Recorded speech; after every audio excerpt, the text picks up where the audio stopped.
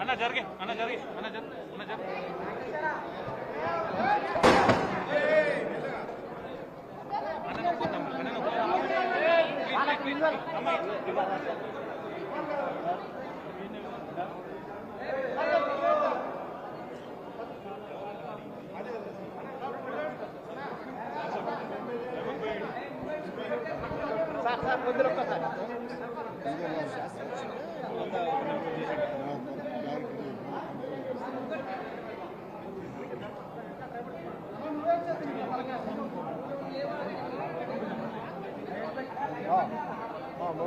आ जाओ सामने आओ महमूद भाई सामने आओ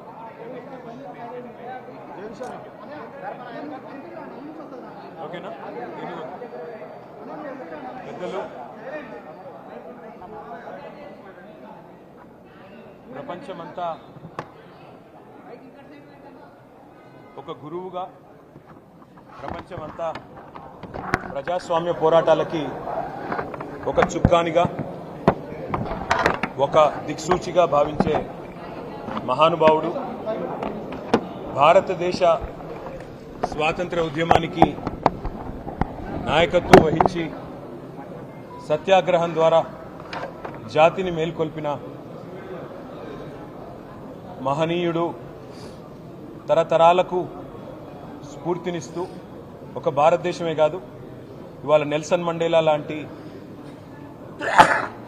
జాతి వివక్షకు వ్యతిరేకంగా పోరాడిన మరొక గాంధీ లాంటి నాయకుడికి స్ఫూర్తినిచ్చిన అమెరికాలో మార్టిన్ లూథర్ కింగ్ లాంటి మహానుభావుడికి వర్ణ వివక్షకు వ్యతిరేకంగా పోరాడిన మార్టిన్ లూథర్ కింగ్కి స్ఫూర్తినిచ్చిన ఇవాళ ప్రపంచవ్యాప్తంగా విశ్వగురుగా కీర్తించబడే ఒకే ఒక్క భారతీయుడు మహాత్మా గాంధీ గారు.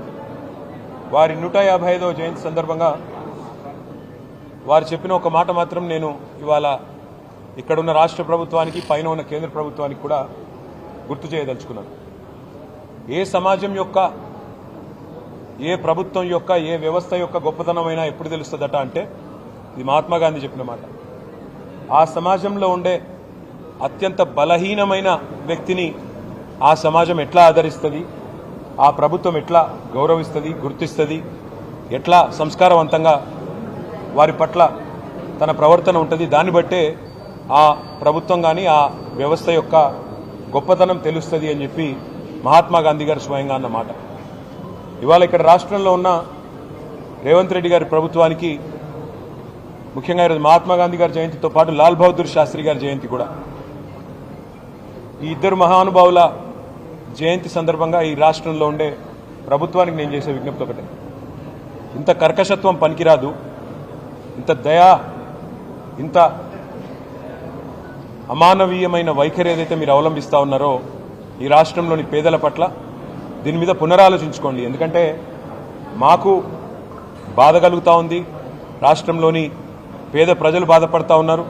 చివరికి నిన్న మీరు పంపిన కూలీలు ఎవరైతే ఆ ఇల్లు కూలగొట్టడానికి వచ్చిన కూలీలు ఉన్నారో వాళ్ళు కూడా చెప్తా ఉన్నారు, మమ్మల్ని వేరే పనిని తీసుకొచ్చినారు, ఇక్కడికి వచ్చి ఇల్లు కూలగొట్టమన్నారు, ముందు చెప్తే వచ్చేటోళ్ళం కాదు సార్ అని వాళ్ళు కూడా చెప్తా ఉన్నారు. అంటే ఎంత దయనీయమైన పరిస్థితులు ఉన్నాయో ఈ రాష్ట్రంలో దాన్ని బట్టి చెప్పవచ్చు. మిమ్మల్ని ఎన్నుకున్నది, మిమ్మల్ని ప్రజలు గెలిపించింది నిర్మాణాత్మకమైన పనులు చేయమని, మంచి పనులు చేయమని.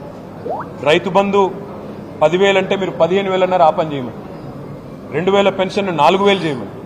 పేదవాళ్ళని కడుపులో పెట్టుకొని చూసుకోమని కేసీఆర్ గారు 2.5 లక్షల ఇండ్లు కడితే మీరు 5 లక్షల ఇండ్లు కట్టమని మీకు ఓటేసినారు తప్ప ఇండ్లు కూలగొట్టమని కాదు, అక్కరలేని ఖర్చులు పెట్టమని కాదు, ఇంకోటని కాదు. అందుకే సమాజంలోని అత్యంత బలహీనమైన వర్గం పట్ల మీరు కర్కశంగా ప్రవర్తిస్తున్న వైఖరి ఈ గాంధీ జయంతి రోజన్నా పునరాలోచించుకోవాలని, తప్పకుండా సంస్కారవంతంగా మరి పైన ఉన్న గాంధీలు కూడా రాహుల్ గాంధీ, ప్రియాంక గాంధీ, సోనియా గాంధీ కూడా ఆలోచించాలని చెప్పి కూడా మేము కోరుతా ఉన్నాం.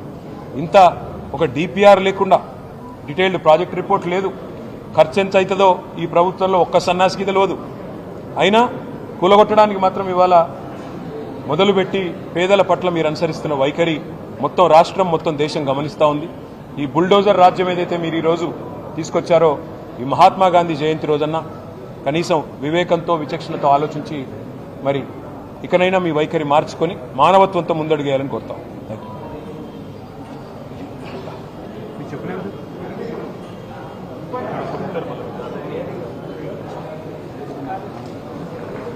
మార్నింగ్